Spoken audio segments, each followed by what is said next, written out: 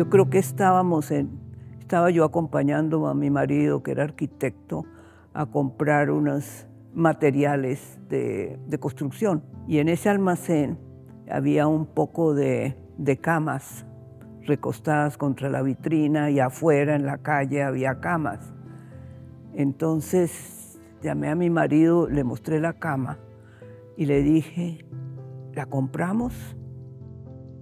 Entonces llegamos a la casa y yo coloqué la cama contra la pared, y arriba de ella había una puntilla y tenía un cuadro ahí, y yo puse la cama como para armar una cama de verdad, metálica, y bajé eso que yo tenía ahí, esa imagen, y justo, es una casualidad, justo quedó exacto una cama chiquita, una cama como para enanitos, una cama de 80 centímetros, y en la mitad quedaba ese vacío, y ese vacío estaba lleno del Señor de Monserrate. Entonces está el cabecero, el piecero, y en la mitad el mueble. Acababa de inventar los muebles de Beatriz González. Al armar la cama, yo me di cuenta que la cama era un objet trouvé, un objeto encontrado. Yo no me encontré, pero yo tenía además un cuadro. Yo le agregué un cuadro mío, y esa es la intervención. Entonces el objet trouvé intervenido me parece interesante porque como todo el mundo habla en historia del arte del objet trouvé, yo le agrego la palabra intervenido, o sea, tiene una aparición de algo que no está en los otros objet trouvé. Esa pregunta tal vez es la más difícil de todas, en el sentido de que la gente tiene como un desprecio especial por la palabra provincia. Parece que provincia se relaciona con otras instancias que no son como muy elegantes. Tenía que viajar entre Barbosa y Moniquirá, una cosa así. Era una frase muy original de Luis Caballero, porque él sí pensaba que Botero no se le había ocurrido pintar cómo veía la gente el paisaje o las ciudades o el público, cómo veía la gente que iba en esos buses. Y Luis se pregunta y dice además que yo soy la única persona que veo como ve la gente que va en un bus entre unas carreteras populares. Yo creo que es una inquietud para mí difícil de resolver. Porque yo no conozco ni he vivido mucho tiempo en Europa, fuera de unos 8 meses en Holanda.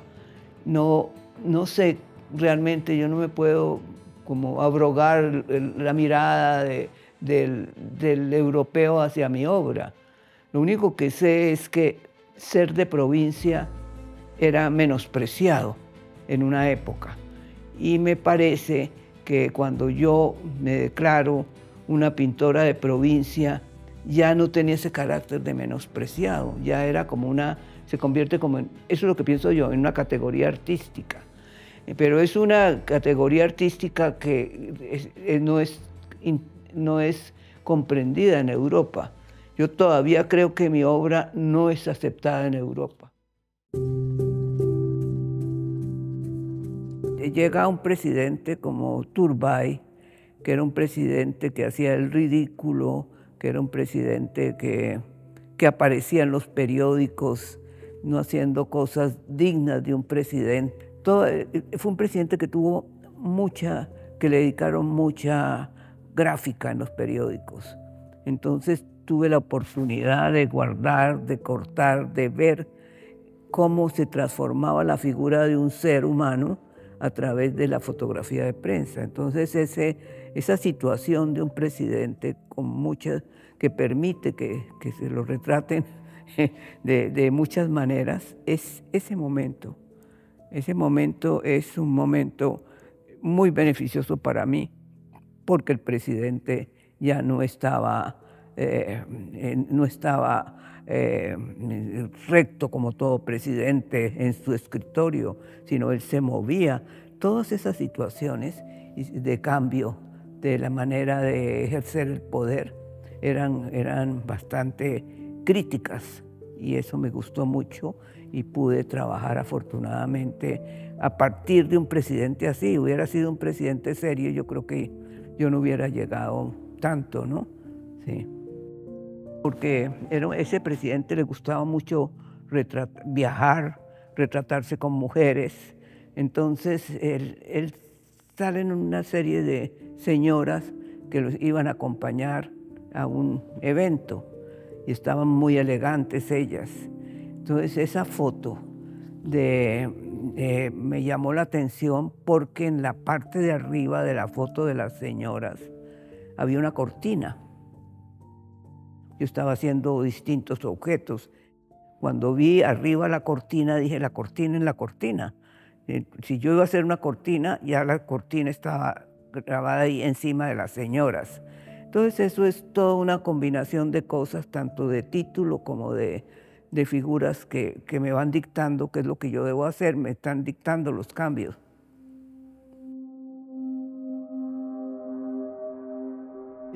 Lo del gesto es un hallazgo en realidad, porque yo creo que para expresar las distintas temas que yo trato, se parte del gesto. La manera como yo coloco un cuerpo, como yo veo el cuerpo y yo muevo el cuerpo de la figura que estoy pintando, esa figura tiene mucha importancia, esos cambios que a veces son sutiles, pero de todas maneras es un cambio de la posición de la figura que me invento yo para poder decir lo que tengo que decir. Pues eso a mí me ha sorprendido, ¿sabes? A mí misma, porque yo creo que el duelo pues es tanto para hombres, mujeres y niños. Entonces, ¿por qué? Y lo que pasa es que la reportería gráfica en general enfoca las escenas de duelo con mujeres. Un hombre con las manos en la cara no se ve en una fotografía. Una mujer con las manos en la cara llorando es múltiple, aparece mucho. Entonces yo sí creo que como yo dependo de la reportería gráfica, por eso es que aparecen las mujeres, pero no por ninguna idea feminista ni nada de eso. La idea surge como en una conversación con Doris Salcedo con relación a cómo había cambiado la recepción de los muertos en las entidades oficiales del país. Ella estaba bastante como sorprendida agradablemente, hasta donde se puede con un tema tan terrible, en el sentido de que ya no era tirar los muertos en un cuarto frío y cosas así, sino era toda una ceremonia, por eso se llama la ceremonia de la caja. Había toda ella me contó detalladamente que había una oficina para recibir las cajas donde estaban los muertos. Entonces empecé a buscar el tema y encontré que efectivamente en los periódicos, en los reportes gráficos de la entrega de muertos, había todo lo que había percibido Doris era todavía mucho mayor, más impresionante en el sentido de que las cajas eran muy bonitas, donde iban los parientes las recibían y luego se movían en unos buses muy elegantes. A ellos los traían de distintas ciudades, los instalaban en un buen hotel, luego los trasladaban a la oficina donde se entregan los cadáveres y ahí en esa ceremonia ellos salían en buses con sus cajas y las tenían sobre las rodillas. Esa manera de trabajar ya unos restos de seres humanos que han sido víctimas de la guerra me inspiró y se me ocurrió que esa ceremonia de la caja ameritaba toda una observación de un artista. Yo me considero pintora y he sido pintora desde hace muchas décadas. Entonces, la manera de ejercer la crítica, puedo hacerla de otras maneras. Y la hago a veces con un objeto es crítico de pronto. Pero me parece que el medio más adecuado, y pienso mucho en Goya, ¿no? El método más de mejor acceso para uno es pintar. Entonces yo seguiré pintando, yo creo que hasta el fin de mis días yo seguiré pintando, pero esa pintura cambia cada vez, pero siempre tiene el tono crítico, que es el tono propio mío.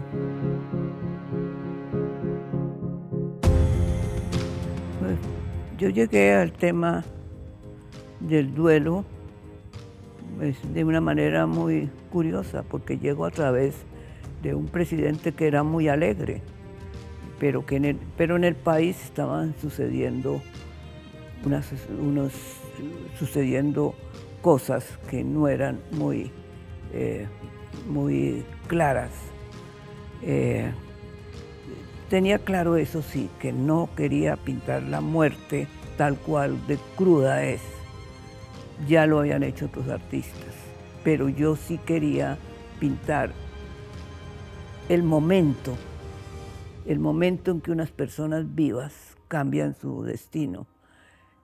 Lo que sucede es que uno cuando entra a trabajar en el arte se encuentra con que todo está hecho, en que Masaccio, en que el Renacimiento, todo el mundo ha trabajado temas que a uno le gustaría trabajar, pero que uno como se inhibe de acercarse porque tiene tales glorias encima de uno. Pero me gusta encontrar unas fotografías especiales, unas fotografías en que yo descubra en los ojos, o descubra en el gesto de la boca, o descubra en la posición del cuerpo, que yo descubra algo que sea diferente a lo de los otros pintores que han trabajado el tema de la muerte. Los cargueros y los desplazados son dos temas que se emparentan porque tienen que ver con la marcha. Y por un lado, los cargueros surgió de una fotografía de un Domingo de Ramos, en Medellín, en que se ven dos personas llevando una vara, pero yo no veía, en la foto no sale que ahí de la vara colgaba un cadáver, sino yo veía a los tipos con la vara. Y esa vara me llamó la atención, la dibujé, pero después encontré que esa vara tenía una continuidad, que era un cadáver que colgaba ahí. Y la gente no veía el cadáver, pero sí veía la forma a través de un textil en que venían, porque yo leí algunas cosas respecto a eso, y era pues que los cargaban en hamacas, o en telas, o de muchas maneras era utilizado un textil para colgar de esa vara. La vara es muy importante, pero las personas que cargan la vara también, porque generalmente no son soldados, que uno piensa que son gente del ejército, sino son a veces campesinos. Es muy variada las personas que llevan la vara. Y eso me pareció interesante, muchas cosas interesantes alrededor del carguero y la vara. Eso sucede muy frecuentemente, pero no lo retrataban casi. Y a veces, como vi en una foto, no mostraban qué cargaban los de la vara. Entonces eso comenzó como en el 2006, yo creo, una exposición que hice, y empecé a trabajar el tema. Y desde entonces pues no me he separado del tema, porque esa palabra cargueros es importante y también habla mucho de lo que es el país. Y esa fue tal vez la primera fotografía, esa de Carlos Caicedo, que me convidó a mí a inspirarme en la reportería gráfica, porque los reporteros gráficos son unos reporteros muy olvidados, y la gente ve la noticia y bota el periódico. Se da cuenta que ahí hay una obra de arte de un reportero gráfico. Entonces el reportero gráfico ha sido como menospreciado. Yo no sé, yo tengo esa teoría, ¿no? Que llegan a los periódicos y prácticamente venden en cualquier peso sus imágenes, y esa manera de tratar a un artista me llamó la atención. Pero por encima de todo, a mí me llamó la atención fue el oficio de reportería gráfica. Y me inspiró a mí. Empecé yo a trabajar reportería gráfica gracias a un fotógrafo maravilloso como Carlos Caicedo, y luego seguí en Medellín, en las ciudades donde viajaba. Yo buscaba los periódicos y veía si había fotos de reporteros gráficos. Se me aparecieron los reporteros gráficos como grandes inspiradores.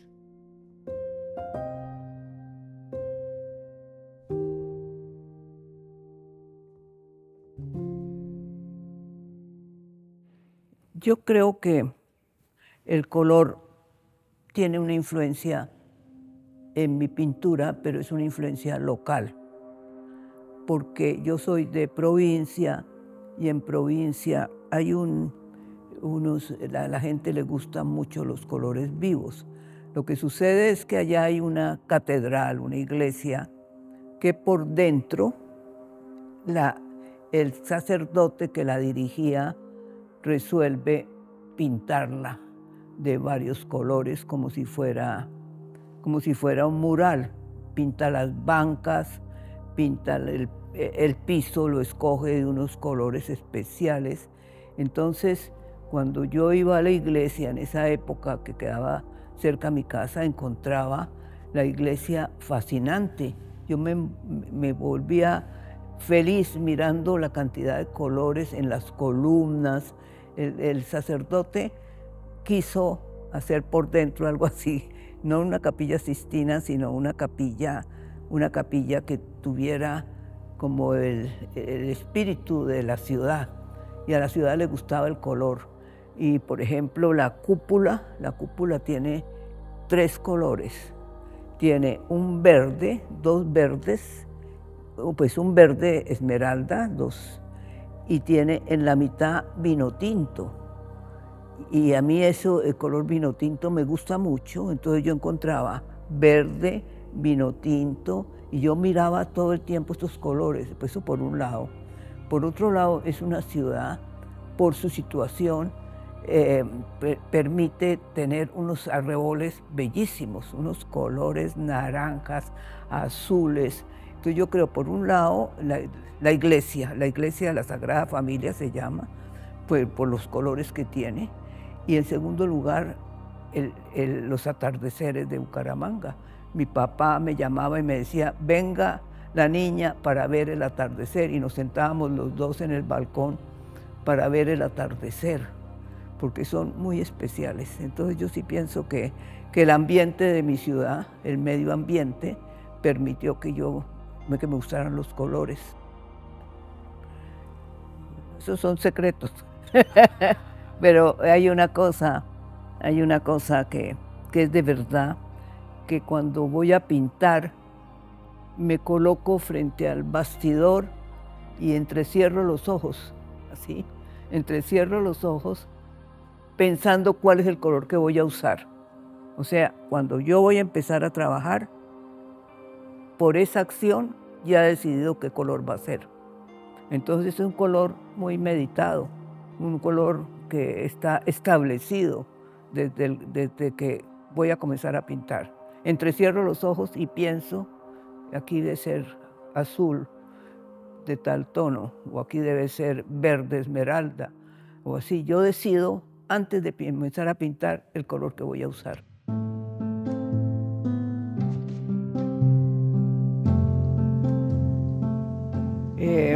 Realmente yo había trabajado el tema, pero no tan directo, y resulta que un 31 de diciembre el periódico de Santa Marta, en el cual yo encontraba mucha inspiración, se llenó de unas fotografías muy impresionantes, que eran unas mujeres, unas señoras prostitutas, habían celebrado el 31 con su familia y salen retratadas por los almacenes comprándole regalos a los hijos. Y resulta que al otro día las invitaron a un desayuno en el río que pasa por Santa Marta y lo invitaron a un desayuno, unos supuestos, entre comillas, amigos de ellas. Y ellas llegaron allá al desayuno muy contentas y muy de 1 de enero y resulta que las mataron. Eran 4 o 5 de esas mujeres que habían dejado sus niños y todo eso y las mataron y aparecen muertas en la foto, unas tendidas, otra hay una arrodillada como pidiendo clemencia.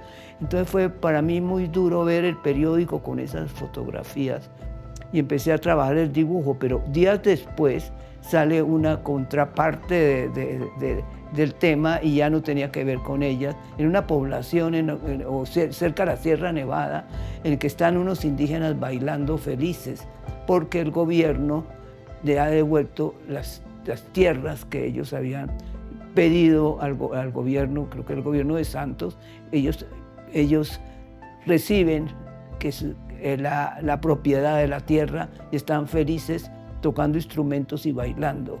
Entonces ahí encontré como con 20 días de diferencia la guerra, que eran esas mujeres muertas, y la paz, que eran los indígenas bailando. Entonces eso me trajo a la memoria que yo ya había trabajado el tema y entonces ahí apareció claramente Guerra y Paz.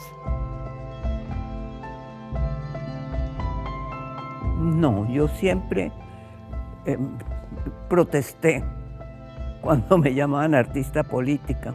¿Por qué? Porque Goya fue un gran artista político. Yo me sentía, era como una pintora crítica, pero no política, porque no todo tenía que ver con la política. La manera de comportarse el presidente a veces no era política, sino era cómica.